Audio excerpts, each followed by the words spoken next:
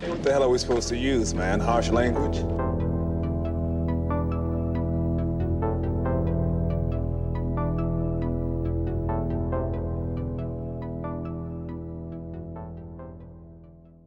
You mentioned the Russo brothers, Dusty. Yes. Good little pivot point, because today's review is about their latest film, The Gray Man. It just recently came out. Exclusive to Netflix, I believe. I don't know if it had a theatrical run. I think it did, because initially we thought it was coming out on a certain date, but it turns out it was coming out. Oh, that's true. Yeah. Yeah. So they probably did like a limited exclusive release prior to Netflix. What do you know about the Sierra program? Reckless mystery men you guys send in when you can't officially send anyone else. The Gray Man. I wouldn't say hype is the right word for it, but there was definitely a little bit of chatter about this movie. Again, it is Anthony and Joe Russo directing alongside Christopher Marcus and Stephen McFeely. But yeah, so this was exciting, seeing this foursome get together for some non-Marvel related content now that they are taking a little step back, maybe temporarily, maybe not, as we just were talking about. So yeah, The Gray Man. Let's go ahead and let's get into that a little bit. So this is a movie about your boy, Ryan Gosling, everybody's boy, really. I mean, I'd pay big money to sleep with him. I'm not gonna lie. He's a prisoner. He's in prison for committing a murder, and he is called upon by a representative of the CIA saying, "Hey, I can get you out of jail. All you got to do is work for us forever. We're going to train you to be an assassin, basically, to do the things that the CIA can't do in the public eye. We're going to send you in to fucking clean up some bad guys, be in the gray, if you will." You see, Marvin, that's the name of the That's the name of the movie. Yeah, Working in the Gray. Yeah, that's great. I guess he killed his dad because his dad's a piece of shit. He was abusive. Yeah. He didn't do so much to save himself, but to save his brother. But yeah, there you see some flashbacks where his dad is abusing him. He's trying to make him a tough guy so that he can always win. But yeah. Yep. So that's go on. Got a bit of a hero complex. You would think so. And that's why he was chosen. You think he has a hero complex?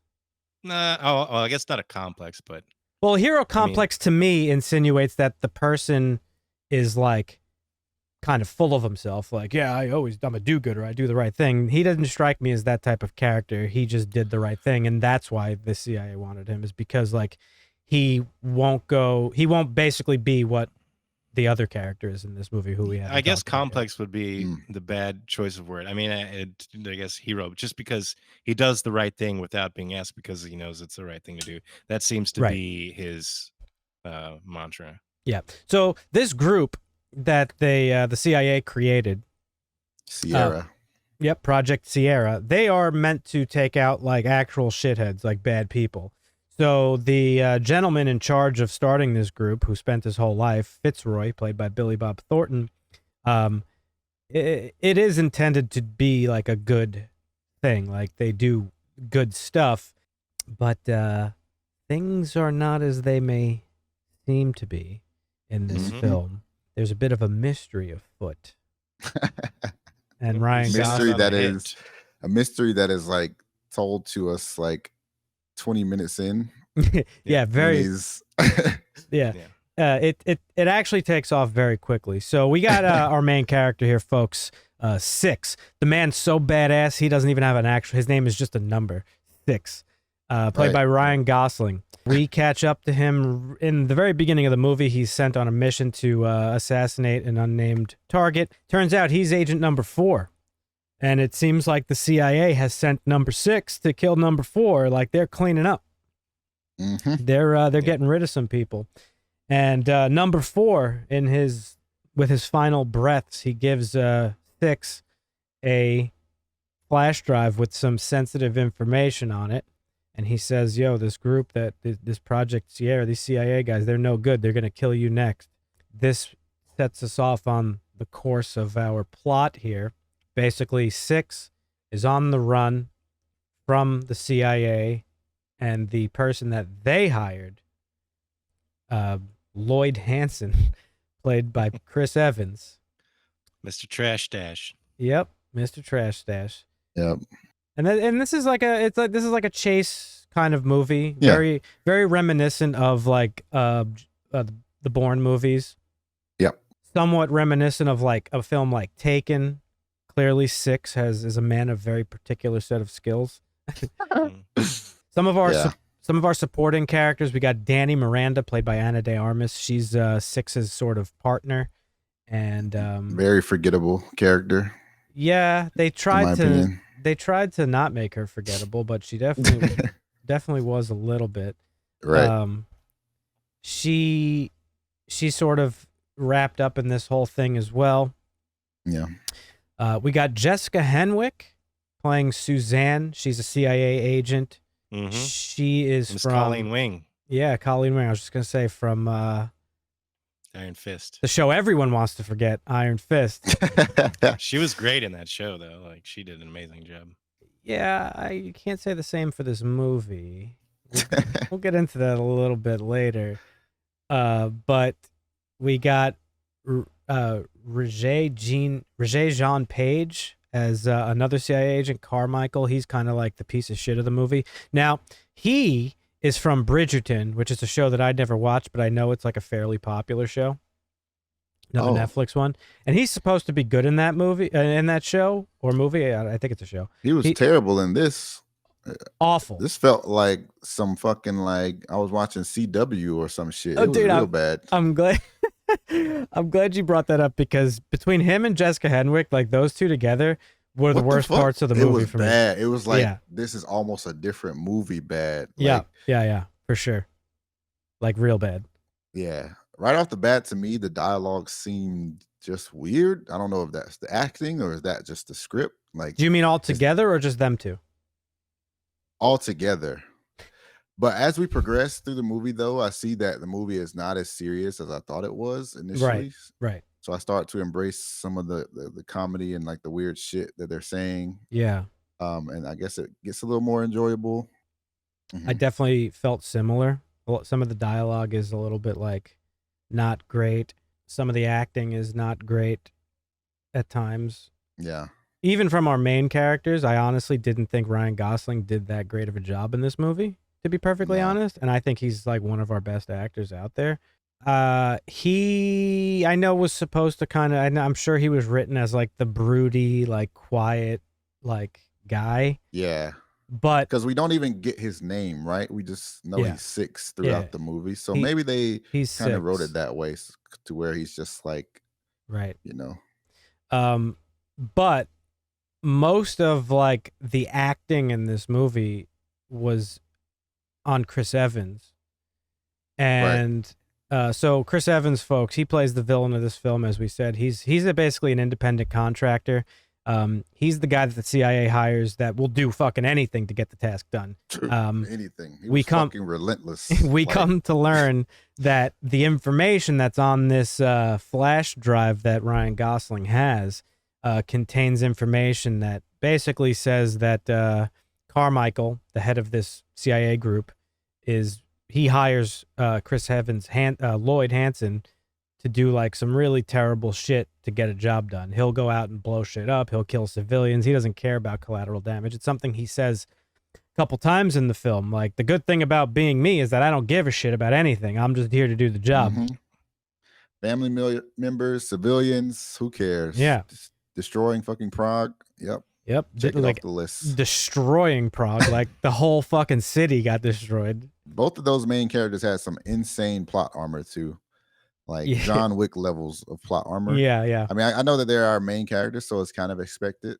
But so Chris Evans, you mentioned the stash in this. He's a villain, so he's got to have a mustache, obviously. As I was alluding to, he does a big bulk of the acting in this movie in terms of like he's like a very I don't even know how you would describe it, flamboyant character.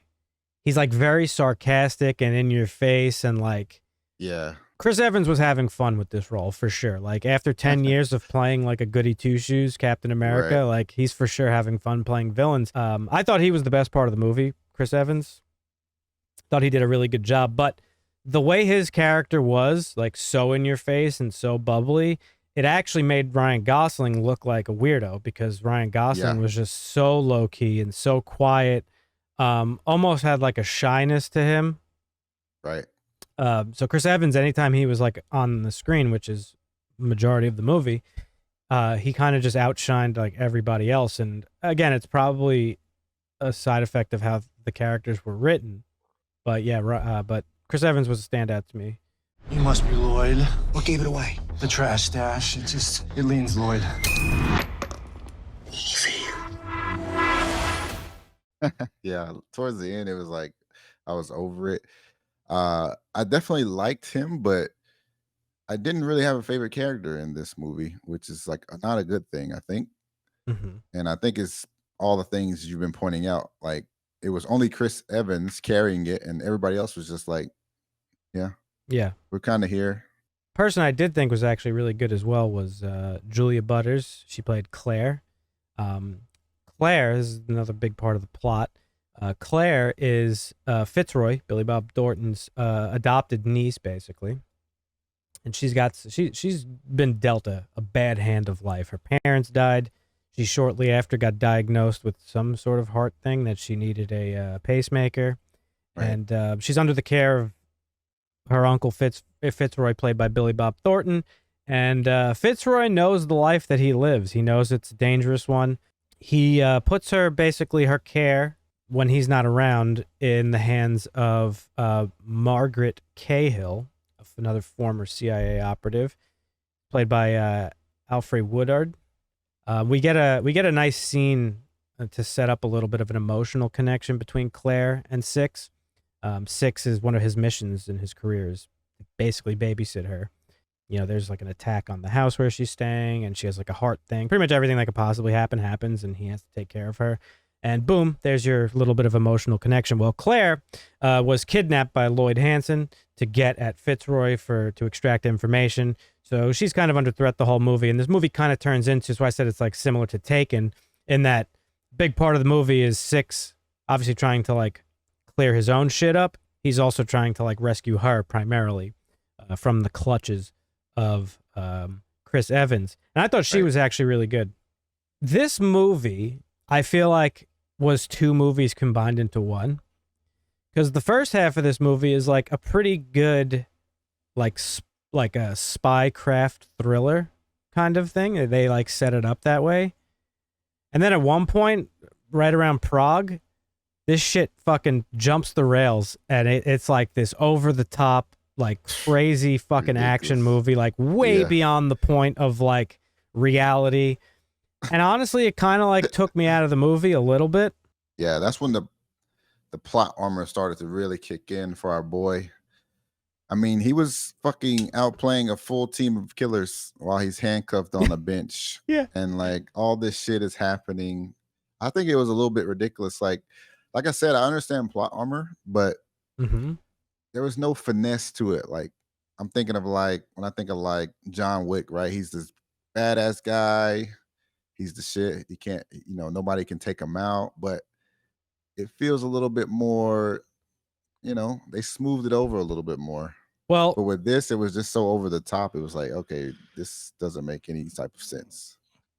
Yeah, I don't know. I think John Wick is a little more grounded, but even then, it's not. Like when he's riding down New York on a horse. John Wick 2 and 3 are not grounded. The first one, maybe. Swords. But yeah, I mean, I don't mind. I don't mind that stuff. It's like saying, well, I don't like Mission Impossible because it was just so over the top, or well, So it didn't bother me. I don't know. Yeah, I watched a different movie than you guys did, apparently. No, I mean, just to clarify, Six is unkillable. Like, this guy, straight up, unkillable. He goes through so many situations where you're just like, oh, fuck, like, what? He survived that? Like, he was he got, first of all, there's a hilarious... He got stabbed so many times in this He got movie. stabbed so many times in so many places, in the shoulder, in the fucking stomach, fucking all hand. over the fucking... Yeah, in the hand, all over the place.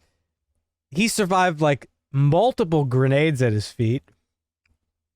And, with comedic one-liners from Chris Evans. Right.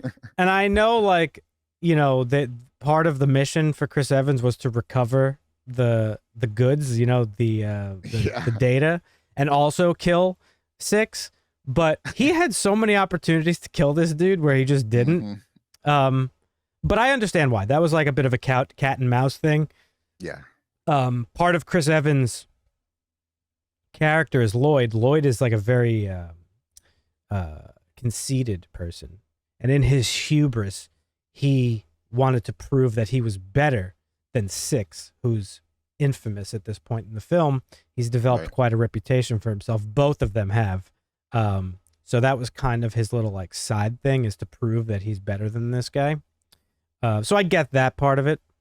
This motherfucker's running on fucking trains and jumping across buildings and like all sorts of crazy shit. And that was just a little bit much for me. It just felt like it different than like what the pacing of the movie had started out to be, which was like a Jason Bourne type of like spy thriller type of movie. The most disappointing part of this movie for me was we got this buildup to Six versus Lloyd, and the fight was so whack compared to everything else in the movie. It was such a huge letdown. It was just anticlimactic for me. I didn't enjoy that build-up. It was a little bit of a finale to the build-up. It was a little bit of a letdown of a fight. I don't know why they had to do it in a fountain. I feel like you have to be wet in your final fight, according to Hollywood. Part of me feels like maybe that has to do with what we just mentioned, where like Chris Evans does have this like hubris about him and this goal of like trying to prove himself better than Six. And this scene was just like the nail in the coffin of like, wow, you're just not even close to Six. True. Because Six handles him pretty quickly. Yeah. So that's, I don't know. I think it could be taken that way. Yeah. I mean, yeah, it reminds me of an old, I think it's a Master P lyric. Cowards run their mouths, killers don't talk. I mean, that's essentially what this movie is, because, and I mean, obviously Lloyd is a killer and he has no problems like killing people, but when it comes down to do the deed, like him going up against Gosling was just no match, because, and I don't know, you said Evans carried this with his acting and nobody else really did. I found Gosling's character pretty compelling. I mean, he didn't do a lot of talking, but he didn't have to. Like his actions, like when he was stuck down in the well, you're seeing his spycraft, or when he's saving the girl, you're seeing like, oh, he snuck into the house and slipped a record in, and he went back out and killed everybody on his way in. Like, I don't know. He was like, I don't know. He didn't have to say a lot for me. Like, he just, I thought the way he did certain things, and as far as the spycraft goes, or how he took on certain situations, I thought it was pretty interesting. But he just wasn't like super charismatic, which he didn't have to be. And again, I know he was written that way. It's just some of like the delivery of his lines was just kind of like, he almost seemed like bored to be there almost. Sometimes that's how it came off. Yeah.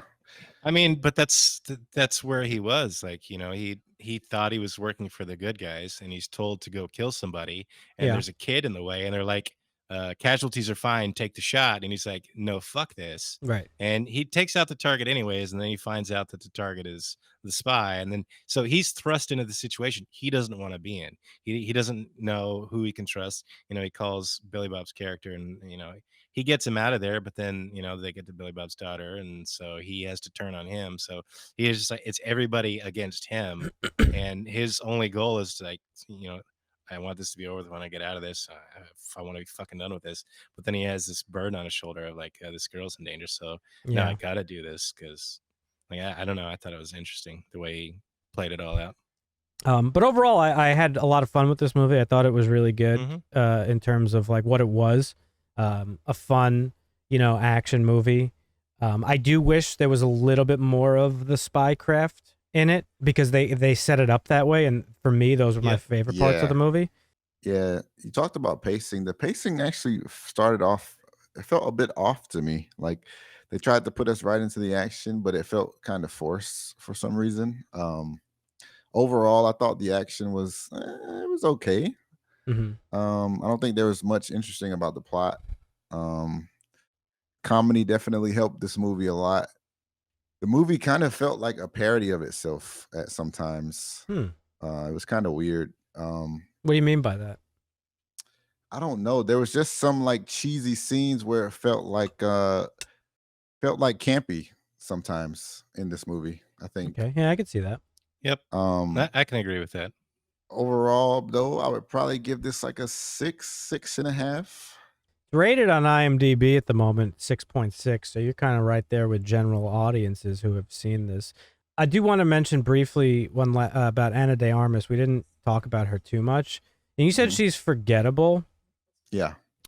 She plays a key role in the movie. She saves Ryan Gosling several times, which becomes like a running joke about how, he said like his pride was hurt at one. She asked him how he's doing. He's like, "Oh, my pride's not doing so good. I just want to be able to save you one time."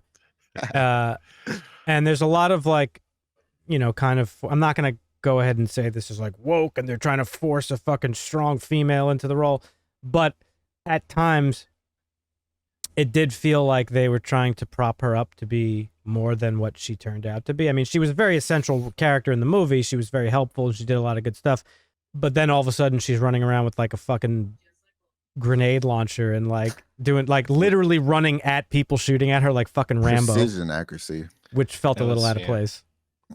Yeah, I'm with Marvin. I found some of the action a little bit boorish. Like, the preg scene, the airplane scene, and like her running straight down the street while people are shooting at her with a rocket line. Like there were some things like it was just like, I found myself like, okay, well, this is, I can understand how you might not be thrilled about the over the top action, but I mean, it's an action movie and they try and top themselves there. Look at the Fast and Furious movies, look at the Mission Impossible movies. Right. You can't maintain an audience if you don't go a step more. You gotta step it up every time. Or like I said, I enjoyed the Spycraft stuff. I thought the battle between Chris Evans and Gosling was pretty good. And I'd give it a 6.5 or a 7. I enjoyed it. Last thing I'll say before my rating is they built a little bit of like heart and soul into the movie too, namely between Six and the little girl. I think that's why I liked it so much. Yeah, but I feel like that could have been fleshed out even more than it was, because we only get little brief hints of that he cares for this girl because of the time he spent with her and that she feels the same. There was a little bit of a connection between him and Billy Bob Thornton's character as well, almost like a father-son thing. Billy Bob Thornton was meant to be I would imagine in the script, the father that Six never had, but we don't even spend enough time with them together to flesh that out to where you really feel that. Like, yes, we know that that's the case based on what we're seeing, but you don't really feel it. And the same with the character of Margaret Cahill, another person that worked closely with Six, and she got ousted from the CIA by our bad guy Carmichael here. I know exactly what you mean. I mean, you could get that in a sequel, though. You could, You get flashbacks to where he's actually training and he's spending more time with Billy Bob. You could, but for this movie, let's pretend for a second this is only going to be the one. I would have liked to see some more of that backstory to build a bit more of an emotional connection to them as a group. And then the one other thing that I wish we got more of was Carmichael's deal and Suzanne's deal, Jessica Henwick's deal. We only get a little bit of exposition from her saying that the three of them, Lloyd, Carmichael, and Suzanne, they went to Harvard together.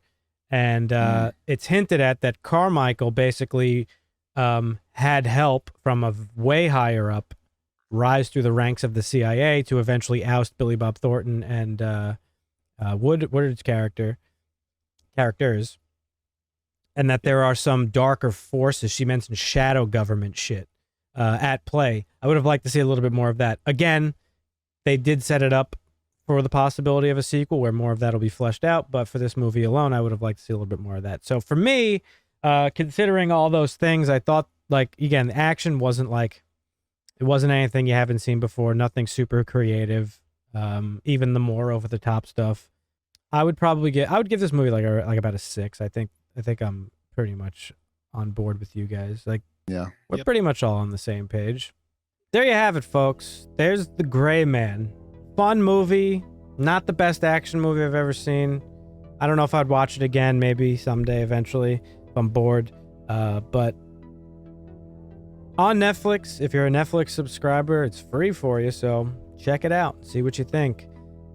If you have watched it, let us know what you thought of it. Reach out to us, as we said, on our website, harshlanguage.tv, or Twitter. Let us know your thoughts. And we'll see you guys in the next one. See you, folks.